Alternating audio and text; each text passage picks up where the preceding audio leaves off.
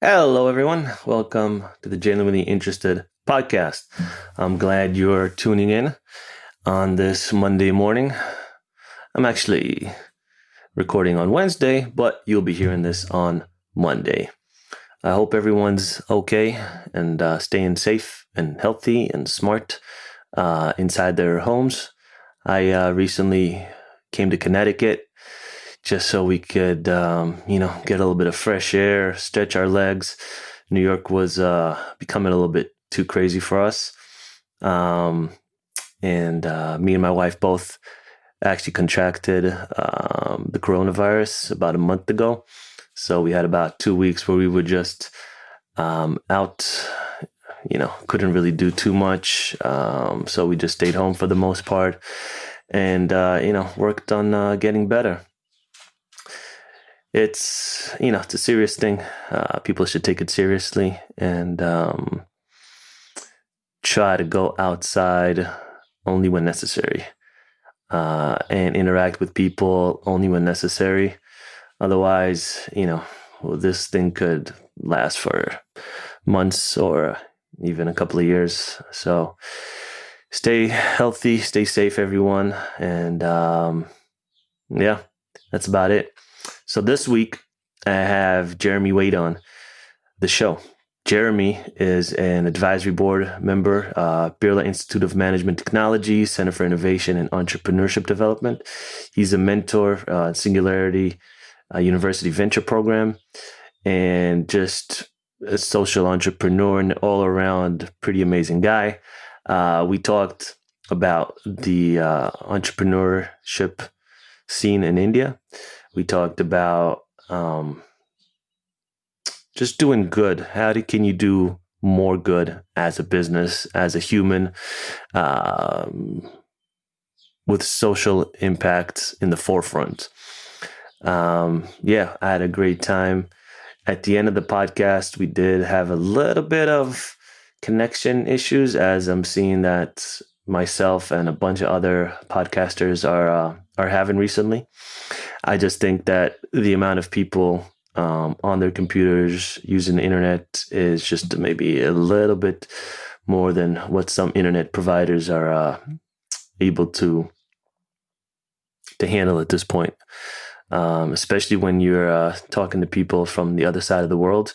Jeremy is currently in New Delhi, where they're experiencing not a full lockdown, but I guess semi-lockdown, where you're only allowed out at a certain time of the day. So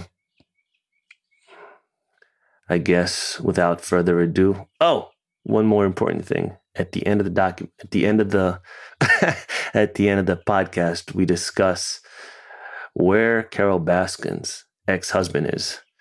And we do not provide answers because we have no idea. But, it's a fun talking point. It seems like Tiger King has become a cultural phenomena. And one thing, in my opinion, is that I think it was a missed opportunity. I think that they should have focused on the plight of these tigers that are just kept in horrendous conditions across the U.S. These backyard breeding facilities that are just awful. They're really awful. And the fact that there's more tigers in backyards in the U.S. than in the wild is just shows you how far removed we are from what is really good for these wild animals. Keeping them as a pet is not what's good for them. It's what's good for people who want to line their pockets, and running these quasi zoos on, I don't know. It's not what's beneficial for these animals. So that's my little rant on this. And without further ado, here is Jeremy Wade, and I hope you guys enjoy the podcast. Hey, Jeremy, how you doing? Hey, Ryan, doing good. Good to chat with you. Yeah, man. Thanks for coming. What's the time over in India? Yeah, it's around 6:30 p.m. I just got back for a run. Oh, nice. So there's no problems with running outside or being, outside for extended periods of time? Yeah, I mean, luckily I live right by a park, so it's just a step outside of my house. But India isn't a total lockdown right now, so yeah, not much movement. Nice. Yeah. I mean, I feel like you have to. We just came from New York to Connecticut, and it just feels so good to kind of just stretch your legs and be able to go outside and not interact with too many people. So in that sense, it's yeah, in New York it's a smaller apartments, so when you're there for 2, 3, 4, 5, 6, who knows how many more weeks, it starts to get a little claustrophobic after a while. Yeah, absolutely. I getting out for a run. It's necessary. So it's been nice to be able to 100%. do that. I read somewhere that a guy completed a marathon inside his house like last week or something.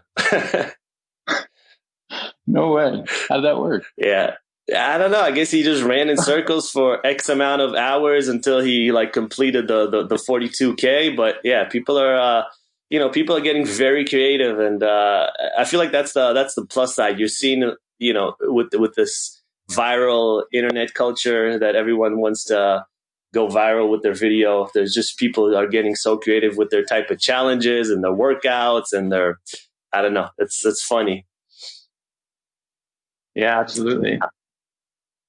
So what's the situation like in India? How's the atmosphere?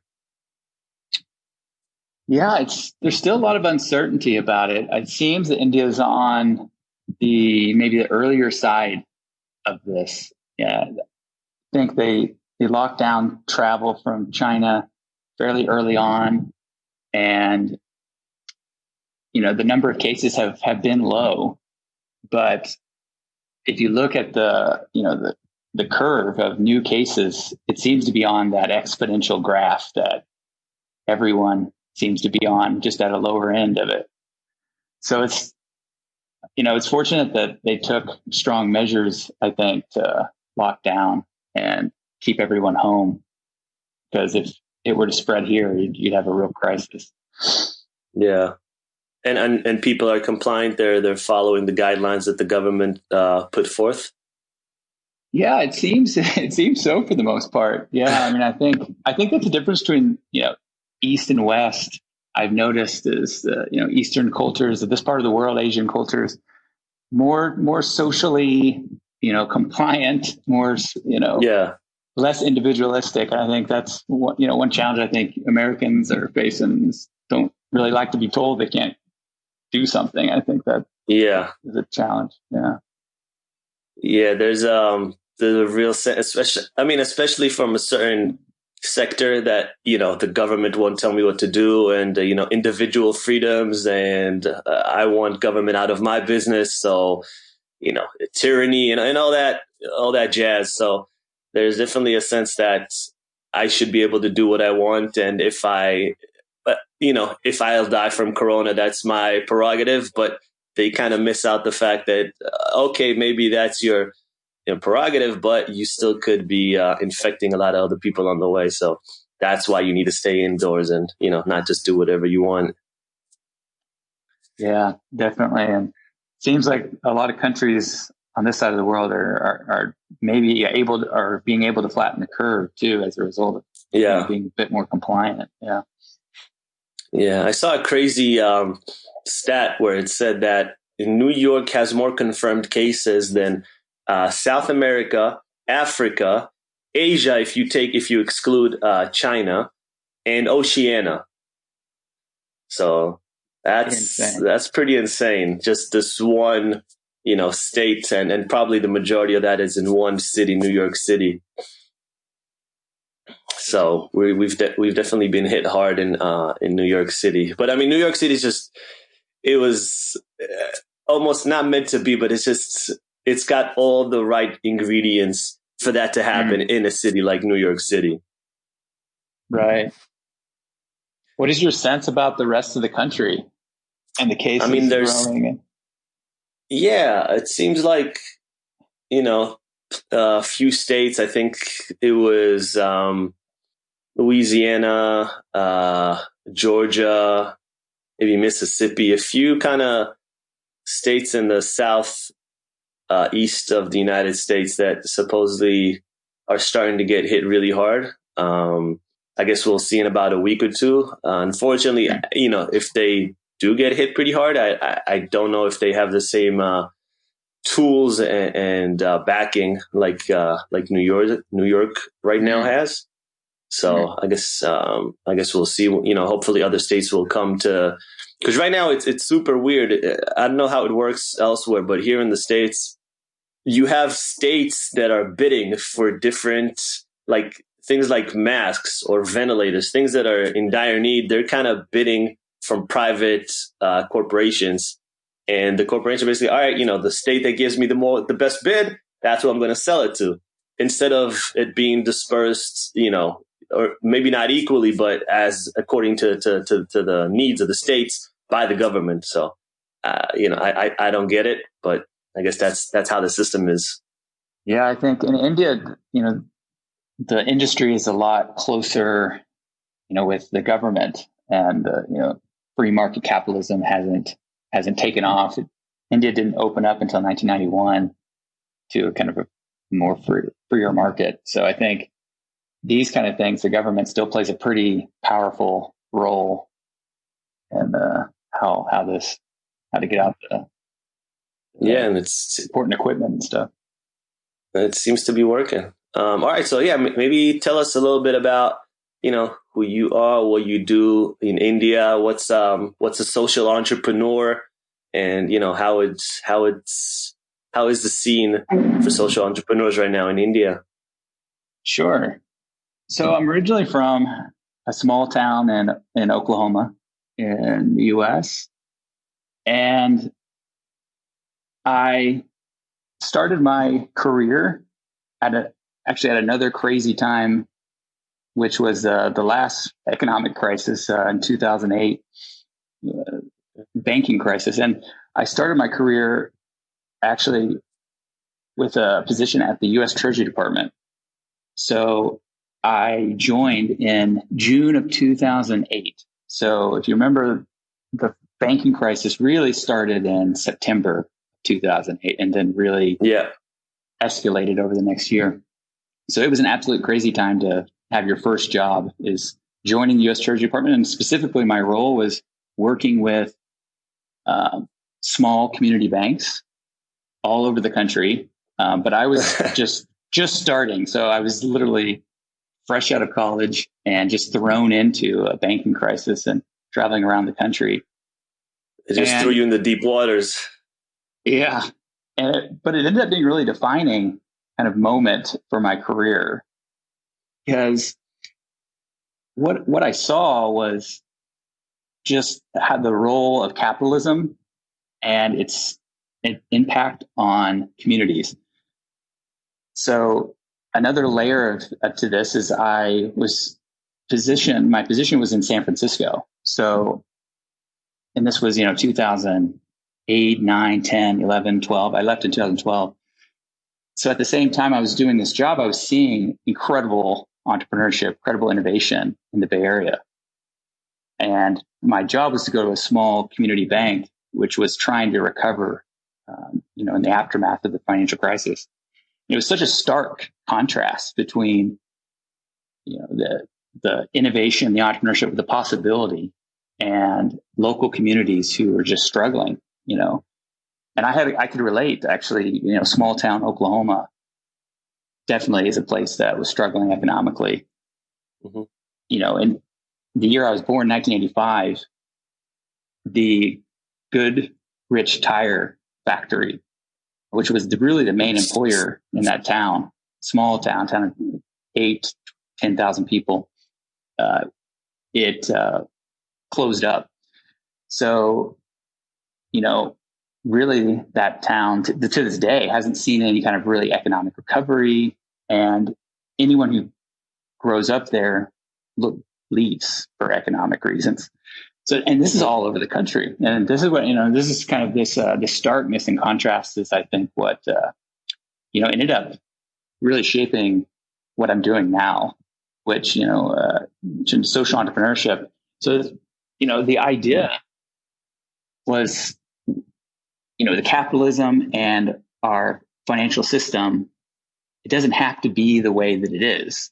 There's other models, there's other ways to, think about enterprise and innovation. So the concept is, and the big idea is, can we use the same tools, the same creative thinking to solve social and environmental problems? A good business solves a problem, and it is rewarded with profits, and that's clearly measurable. And the growth and the survival of that enterprise is based on its continued ability to get profits and to stay alive. And that's how our financial system works. But yeah, go ahead. No. So yeah, I was just saying, because essentially there's so many of these small towns across the United States, right, that have one factory, and for the most part, the majority of the town is dependent on that one factory, right? Doesn't matter what industry, oil or tires or plastics, whatever.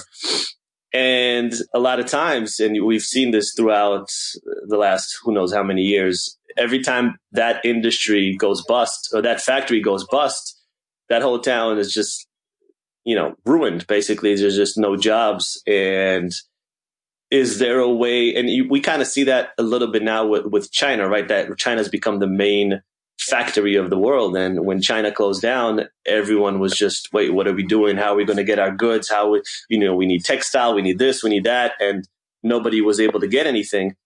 And is there a way to create a different paradigm, a different structure, a different way of doing business where it's not all dependent on one big boy running the town or running the world?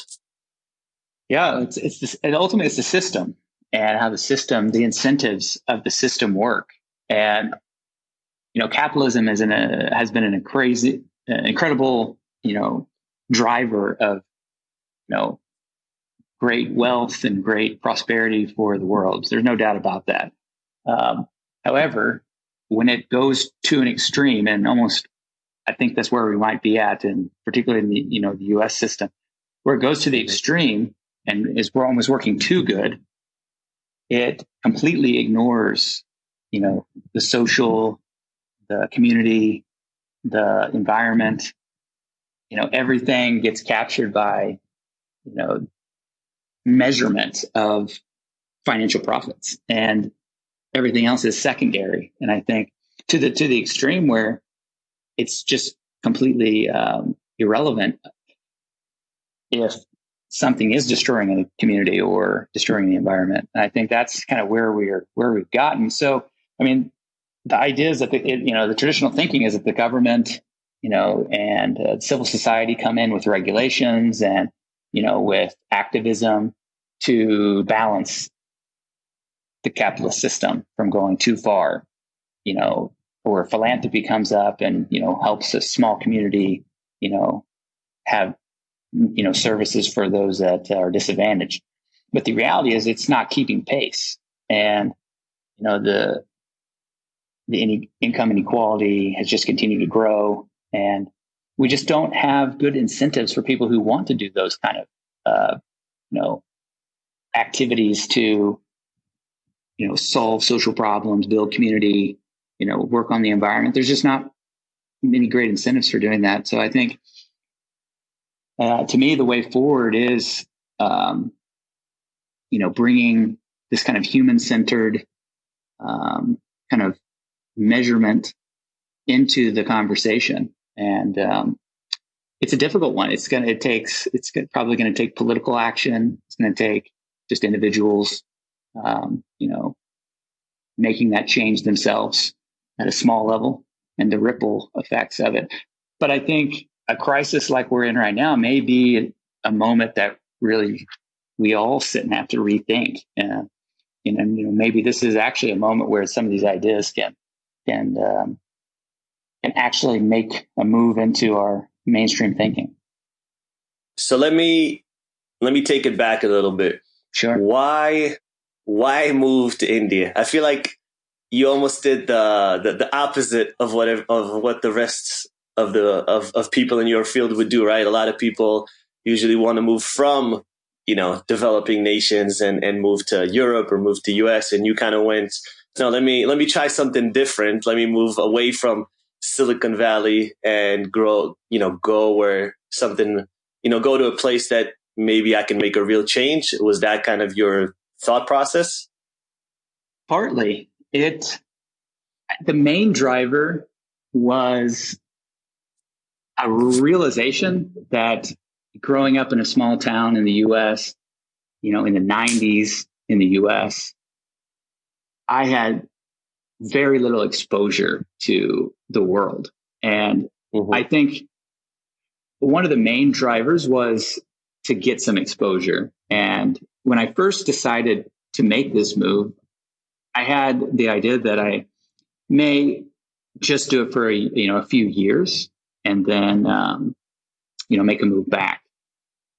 But what I realized, I think, in making the move and kind of watching the way the world was shifting, and is that there's some big trends at play, and one of those big trends is the move of just power and whether economic power in particular, as the Asian countries grow and develop, and these countries that used to have vast majority of population in poverty or extremely low incomes, that's no longer the case, where they're becoming economic powerhouses. And it's a slow, big trend. But if you're thinking about your career, and if you're at your early stage of your career, so one thing I realized is that this may, I may stay a bit longer, because this seems to be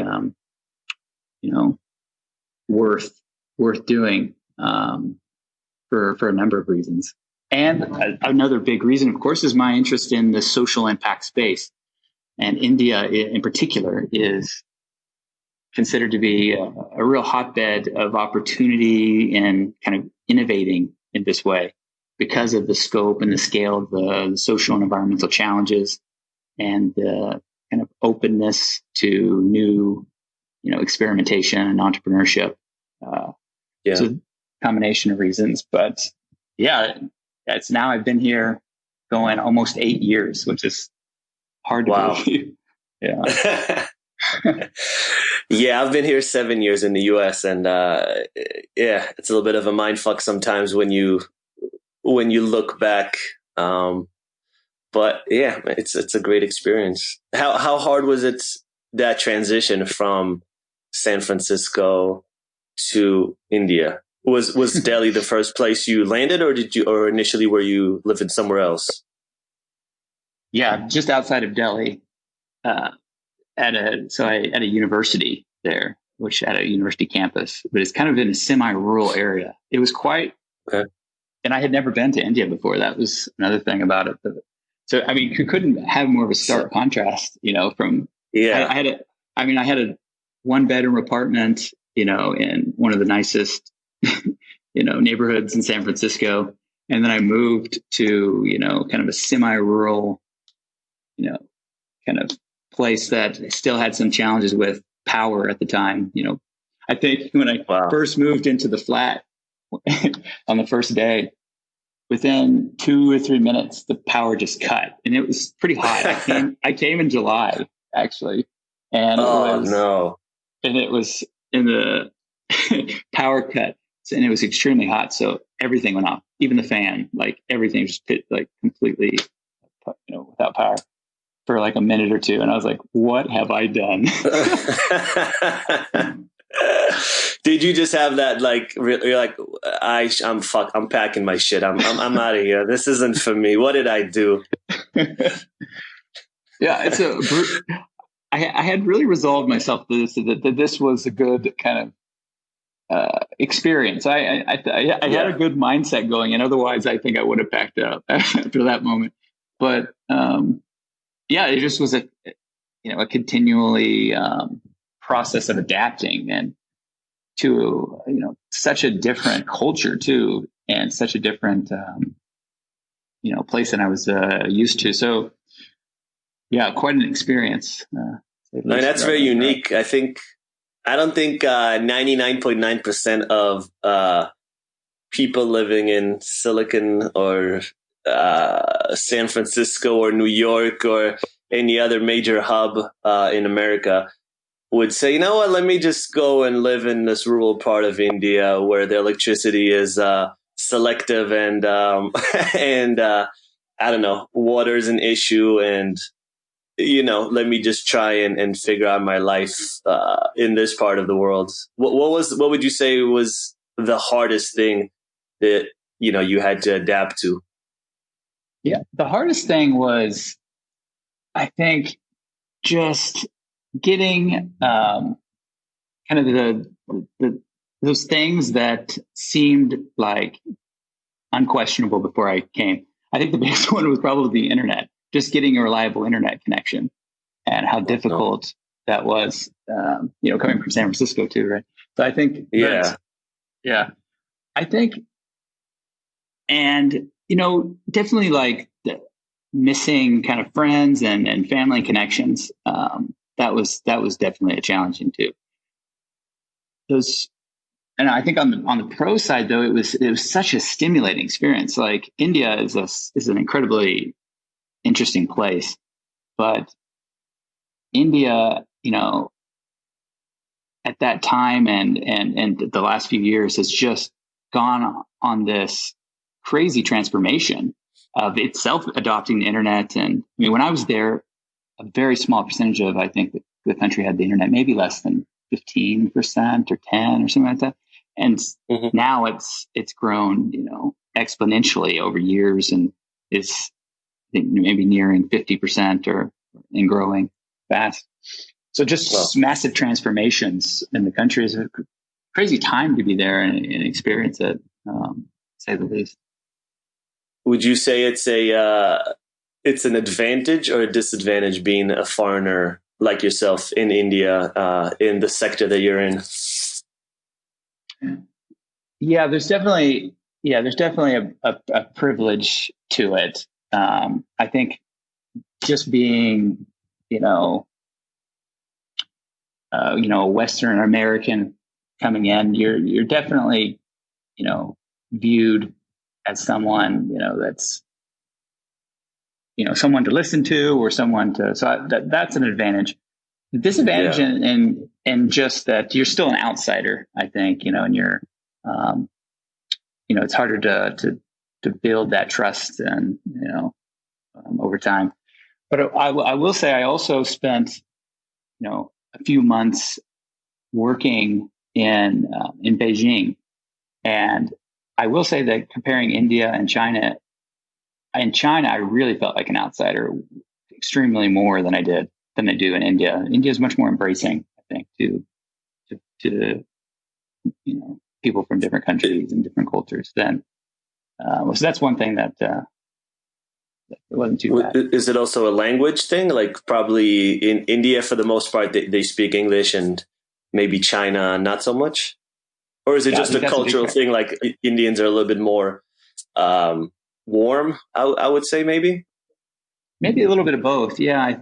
The language is key though. And yeah, in India, English is spoken, in business and in the university that I'm at. And, most people that I'm interacting with are speaking English.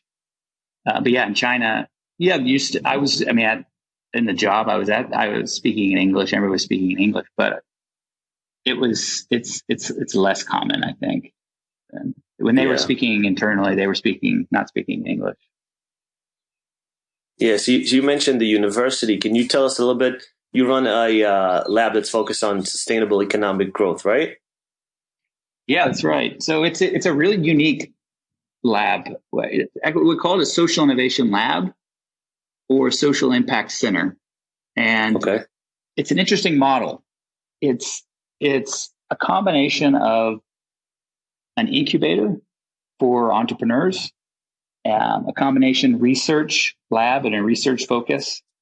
And, it also does training and creates online courses. So the goal is to be a bit of a hub for these new ideas like social entrepreneurship, social innovation, and encourage people to experiment with the ideas. They can come get kind of best practices in how other entrepreneurs are blending a for-profit business with a social and environmental goal. Who's doing this well? What kind of models are there to do this? And we also help develop new courses, and for people that want to teach these topics or do these kind of trainings on these topics. So you guys you have a cohort or whatever, and you allocate X amount of capital that you're going to invest in X amount of startups each year. So we don't have we don't give financial capital, but our incubator has been very unique, and it's been very targeted for one specific community primarily, and that community is Tibetans living in India and Tibetan entrepreneurs. It's a very unique program, and the Tibetans have an interesting history in India. So you could consider them like a refugee community, but it's very long term. They've been there for 60, 70 years. So their status is not a citizen. They're not officially recognized as a refugee by the international law, but they are given kind of refuge and given economic rights. But the reality is they've struggled to integrate, and unemployment rates in those communities are kind of high. So this program was targeted at supporting, a small group of 4 to 6 entrepreneurs each year from around the country. So the settlements that they're located, they are different parts of the country. There's 39 different ones. So this brought in 4 to 6 entrepreneurs each year, and we've done it for 5 years. And they come to the campus and they spend 5 weeks there doing our kind of entrepreneurship training program that we've kind of created. And then they are out in the market, and they're given some funding right after they complete this program from the Tibetan Central Administration, which acts a bit like a government in exile. So that's a unique program that we've done. So that's our only structured cohorts. It's just one group. Okay. So they're kind of like in limbo type of situation. They're on the one hand, even you're saying second, third generation, they're not recognized as citizens by the government, but also not recognized as refugees by, I guess, the international community. So they're kind of stuck in between, and that's interesting. Why aren't they recognized as citizens though? They have a choice, so they can decide to give up their Tibetan identity. I see. And their status as a Tibetan, and just become an Indian citizen. So this is something that some Tibetans would do, but because India doesn't allow dual citizenship, right? That's right. Yeah, that's right. Okay. Yeah. All right. I could see that. They have such I don't know if it's a problem, but population. I don't know. Do they see it as a problem? Is that something that they're actively trying to reduce, or is that not something that's spoken about, or is that something they're maybe even trying to expand on and have more people? Yeah, so I think it's not a huge issue. The community isn't too large in comparison to the population. It's a couple 100,000. I think maybe 150,000 total, and they, I think there's such a rich cultural, history with the Tibetans, with Tibetan Buddhism. And I think there's, a lot of reasons why they wouldn't want to give up that, identity, to preserve that culture. For another reason, that culture within Tibet in China is not really, this is what I hear from the Tibetan entrepreneurs, is not the Tibetan culture that they, want to hold. It's a lot of it's watered down, in their words, over time because of Chinese policies. Yeah. So Yeah. I think that's another big factor here, and this is complicated. These are big international relations issues between India and between China. I think that they're kind of right in the middle of it, unfortunately, and these communities of people, have to, kind of get whipped around by these bigger forces. Yeah. Yeah, this is happening with a lot of smaller countries that, China has some sort of a holdover. So yeah, I'm sure it's not easy for them. And I'm sure it's not easy for a lot of these smaller countries that either want independence or are trying to get out from under the reins of the Chinese administration. Joe, you were recently on a panel, and I watched the video. It was nice to see between on India and U.S. relations, and it was broadcast, I think, on one of the largest networks in India, if I'm not mistaken. I didn't really know how it is over there. So how was that experience? Yeah, it was good. It was a panel of about 10 different, mostly American professors and faculty members who are at the university that I'm at, who have, come to India like I have. So I'm not the only crazy person. There's a few others, it turns out. But us all just talking about kind of the relationship between India and the U.S. and in the context of Trump visiting, about a month ago. Seems like forever ago, but yeah. 27 years ago. Yeah. Right. And, the India-U.S. relation, and we were just talking about China, the India-U.S. relationship is an important one. It's an extremely important one. And I think, whether it's because of similar values and democratic values, India is the largest democracy in the world. And, or it's, the incredibly strong, presence of Indian Americans, in the U.S., leading some of our biggest, technology companies and, all over the country. And so it's one of those relationships that I think will just get stronger with time too. I can imagine India, U.S. will just continue to grow. Relations will continue to grow over time. So we were talking about some of these trends. Do you see a scenario where more Americans would come to live and study and work in India, such as yourself?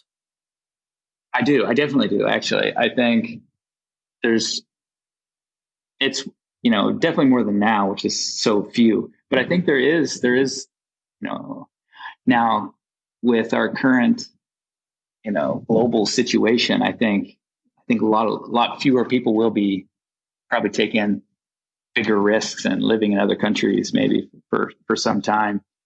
But once, we get back to a new normal, maybe in a few years, hopefully.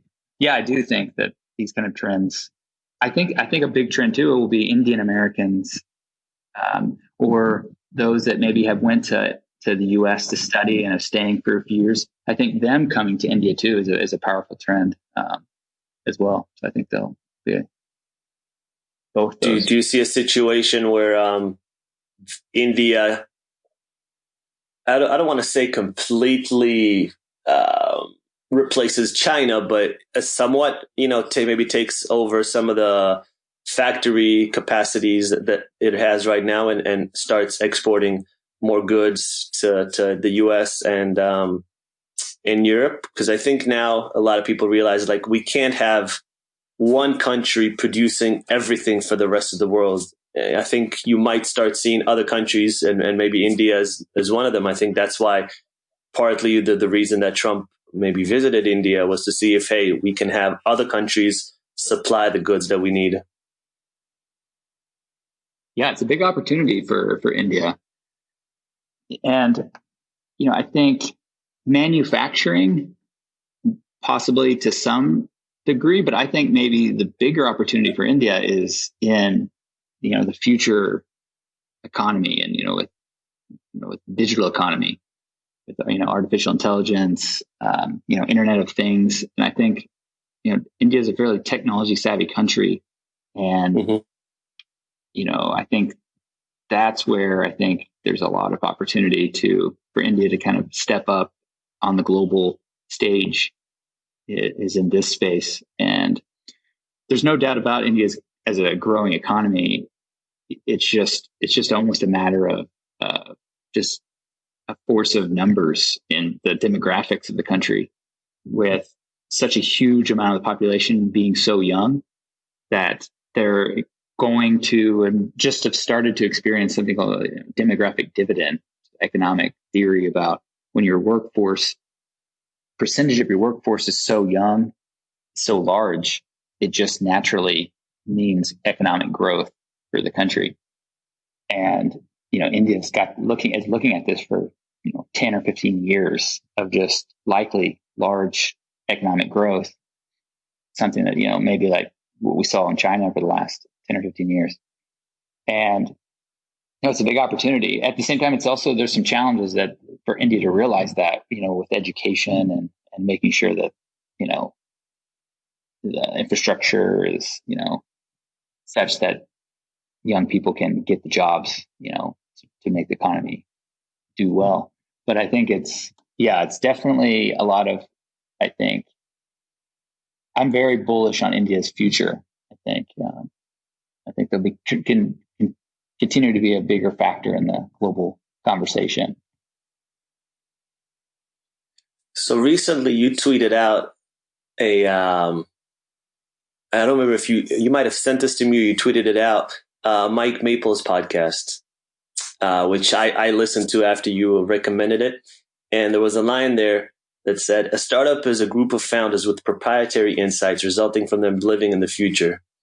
What did you, I love that line, but I was just interested, what did you like about that line, or what did you take from that line? Yeah, I also, it's the first time I had heard him speak. And I was incredibly impressed with his insights about entrepreneurship, about startups. And I think he couldn't be more right about, particularly when we're talking about, high tech kind of, entrepreneurship and startups that are really literally building the future. I think that definition is spot on. And, I think, another insight I really liked from what he was talking about is just the importance of the, founder, creating a movement around those insights, those ideas, whenever no one else, maybe thinks that it makes sense or can't see it.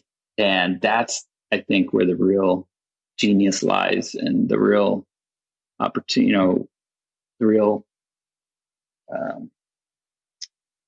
magic is, if you will, that turns something into, a real startup that, and a real company that scales and grows. I think that's just, brilliant.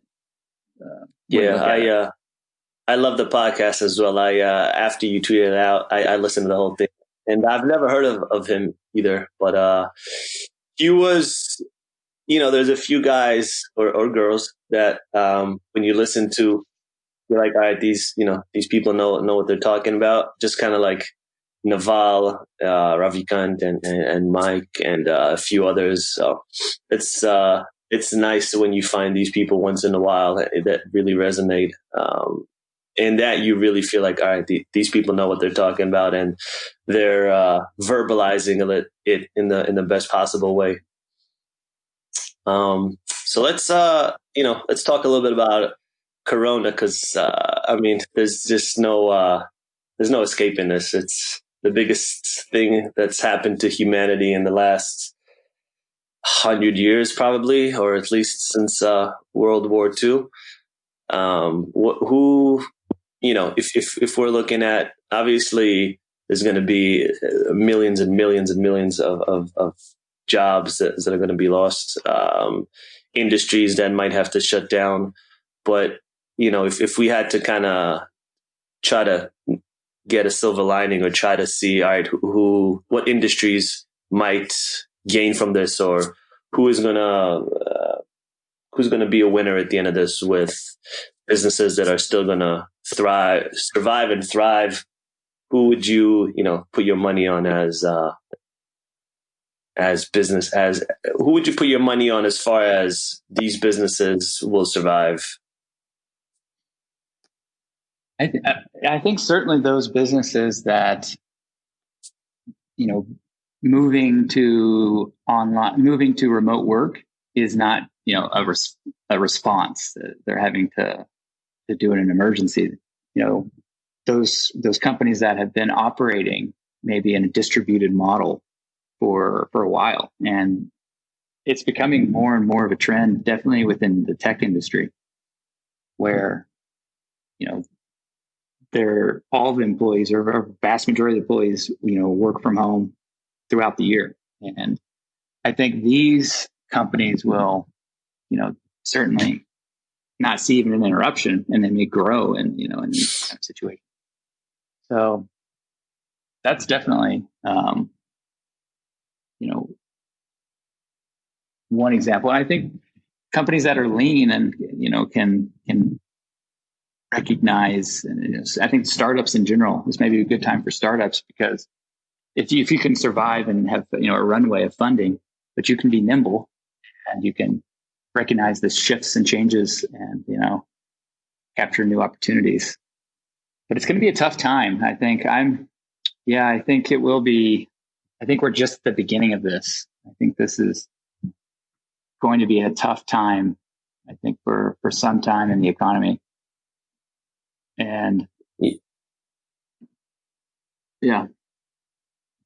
What do you think VCs are just going to start throwing massive amounts of capital on health and tech, health, tech, biotech industry? Is that going to be one of the leading ones, probably? Yeah, I think there definitely will be. I think you're already seeing some of that. I think those that are solving this health crisis, I think, are going to be urgent, need for everyone to get behind. So I think there will be some of that for sure. Yeah, I think I think it'll be tough to get funding, but I think if you're solving a problem and you're working on something that solves a problem, like I said, I think that the funding will still be there. I don't think it'll dry up completely in the VC space. Yeah, I think it's kind of similar to what maybe Mike was saying, how there's the amount of people recently that have told me, hey, let's get into the mask business. Like, everyone's starting to do a mask business, and we can do it branded, and we can do this, and we can do the other. And I mean, that's great. There's definitely, I see masks being an accessory, just like gloves and hats. That's definitely part of the future. And I don't see that going away. In Asia, it's been that way apparently for a much longer time. And I think now it's caught on in the West. So I think that's going to be a staple, but that's almost, I don't want to say easy, but yeah, that's for granted. Like, when you see something that everyone else is doing right now and you want to hop on, that's, I think it's risky, because I think big brands are going to take that and run with it. They're going to do Nike and Gucci and whatever the brand is, and they're all going to do their branded masks, and one's going to be a little bit better than the other, and maybe they're going to be reusable, whatever it is. But you want to look at, all right, what are people not seeing right now, and what could be the future in this space? Like, what is something that could really help us solve this issue or other issues? And what are people not seeing right now, and what's going to be needed or popular in 2 to 3 years? And that's where you really want to invest your time, not in something that everyone is already realizing that, yeah, that we need this, but what is going to be needed in the future? Yeah, without a doubt. One space that I'm a bit more focused on is in kind of the online learning space, which is a space that I think is also massive, and going to continue to do well. And yeah, I think there's probably an opportunity for all brands to just to get a bit into, I think this has been a longer term trend, but it's kind of really, I think, kind of it's becoming obvious now is, educating your consumer, your customer, or growing your customer, base through kind of learning, and like good quality learning, that is engaging and interesting, I think is an opportunity. And I think everyone's trying to, particularly if with struggle with jobs, and if people losing their jobs need to maybe shift to the tech industry or to understand remote opportunities. I think there's a lot of people looking to learn and to upskill. And I think this is a booming area for sure. Yeah. So, I mean, if you look at Zoom right now, right, they basically cornered that whole market. They experienced a 700% growth in the last 2 months, which, if you look at their Google trends, you just see it's just straight up. It's 90 degrees, just straight up in the last 2 months. It's unbelievable. But they do have their own problems. It's not, I'm not going to list out what I think are their issues, but I do see people complaining, and I don't think that one company can control the whole web conferencing space. Do you see a situation where they start to, companies start to branch out and offer more specific video platforms that will perhaps focus on fitness or homeschooling or cooking shows, or like you said, I mentioned homeschooling, but yeah, just different industries instead of having it all be on one platform? Yeah, I can see, different, industries, different use cases where they bring web conferencing in as a feature, instead of us all having to go to Zoom, actually I could see that, like this, whatever that software is that you're using to do, fitness, or you're using to do, online learning. There's, could be, that could be a new feature of that platform instead of having to go to Zoom. I think that's inevitable future. Yeah, it'll be interesting to see what, because I think retail and office spaces and just generally maybe industries that relied on a group of people all converging in one place. Not that it's dead, not that it's not going to still be there. I just think you're going to see less and less of it, both for the obvious ones, where I think people are going to have a genuine fear of just congregating in large numbers. I don't think that's going to go away anytime soon. But also on the flip side, I think business owners are going to look at it and be like, okay, wait, I can potentially have the same amount of revenue and half the expenses. I can have my people stay at home, work remote, and I don't have to pay for office space and for all the amenities and the electricity, et cetera, et cetera. So I definitely, I see a shift that I think is going to come. This is almost like an experiment, right? Like all these different industries are saying, all right, let's see if we can actually do this. And I think some are definitely going to be able to, I think, I think in your opinion, what industries do you think are going to have to do a shift or a change in their revenue model? We spoke, privately a couple of days ago, and we were saying that sports might have to change. Yeah. Do you see other industries that might have to do that? Yeah, sports is the one that again comes to my mind. Trying to imagine what they're going to have to, right? Next few years. Yeah, they'll have to, right? I was reading just that I think the MLB, the professional baseball league in the US, they are trying to figure out what to do about playing, with actually having the players move away from their families and stay kind of in a quarantine place for months, and then playing with no fans. Just I don't even know if the players want to do that. Like that doesn't even sound, So I think there's some real challenges, and I think we're going to figure them out the next few months, and where you just have to rethink. The UFC, the guy who runs the UFC, basically Dana White, he basically said that he rented out an island somewhere. It's, no one knows where, and he's basically going to have all the international fights happen on this island for the next, I think he said 2 to 3 months. So, I mean, he can do that because the UFC are nimble, but I definitely don't see like, the NBA or the NFL or I don't know, all these other large industries being able to be as flexible as he is, which is kind of crazy. Just, he's going to take all these fighters to an island and just have them have them do a Hunger Games-esque type of reality show. I don't know. We'll see. We'll see how it plays out.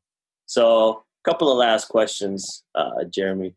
So, I don't know if you saw yesterday, but Jack Dorsey tweeted out that he's dedicating more than a quarter of his wealth with a new fund for charitable causes, specifically for COVID. Do you think this might inspire other entrepreneurs to kind of go in that philanthropy route? Yeah, I think it was an incredible announcement. Yeah. And particularly in terms of his, commitment to being transparent. I love that he just shared the Google Doc spreadsheet, Google Sheet, which is going to show you what he's doing, which is, I think, an incredible piece to it. I think that's true of more and more of tech entrepreneurs who are thinking about philanthropy and giving back. Is they have this transparency piece to it, and I think it's an exciting trend. I think we will see more of it. And I think what's interesting is I think the way that they give and the way that they think about it is going to be unique and different.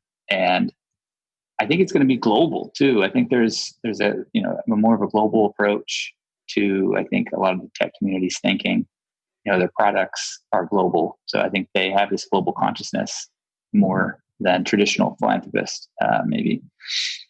And this transparency, and also this idea of doing things that have a measurable impact, which I think goes back to the kind of work that I'm focused on, where you can measure, and I think using technology in particular, you can start really doing incredible measurement of progress on social and environmental goals. It's hard work, but I think there's progress there. And I think the tech community and those that give are going to have this bent of mind, and there's going to be more concentration on that. I think that's great, because I think if you're gonna solve these problems, you have to have some kind of measurement of your progress. Otherwise, you're not really solving it, right? You're just making yourself feel better, or or you're trying to be generous, but you may not really be actually making a measurable difference to the problem. But if you start measuring it, and we start putting resources in this way that are effectively spent, I think that's a great potential of actually addressing these. Yeah, I think that I think businesses are much different nowadays, especially tech startups, where if you're not doing good, or doing good is not part of the ethos of the company, whereas before, it just mattered that you could make money. It just mattered that you spent X, but you brought in 2X. And nowadays, it's a little bit more, are you a do-good business? How are you improving lives? How are you improving the environment? How are you helping people? And I think, I've talked to a lot of investors over the last couple of years, and that's something that they always circle back to, like how are you improving something? What good are you bringing?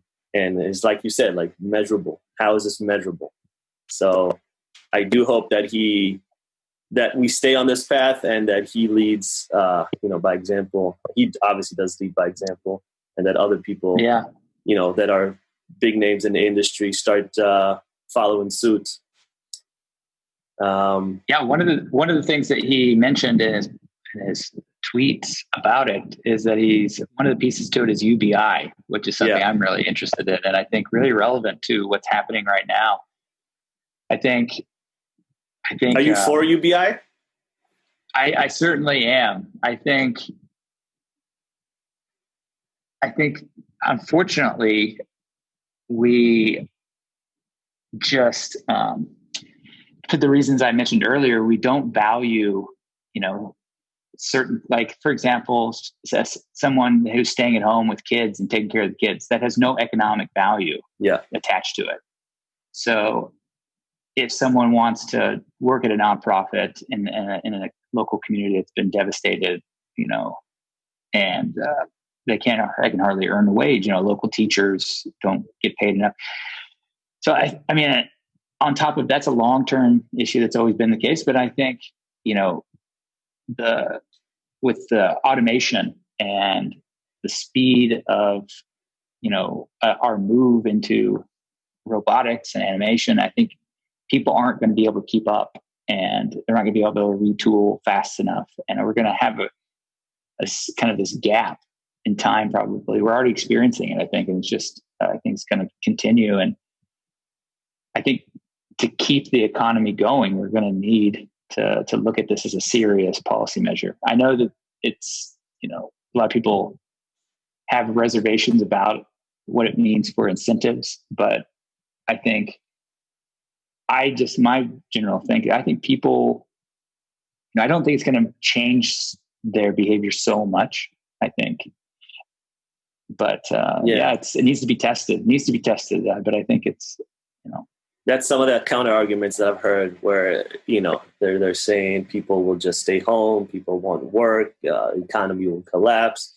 I don't know. Yeah, I definitely think there's positives and negatives.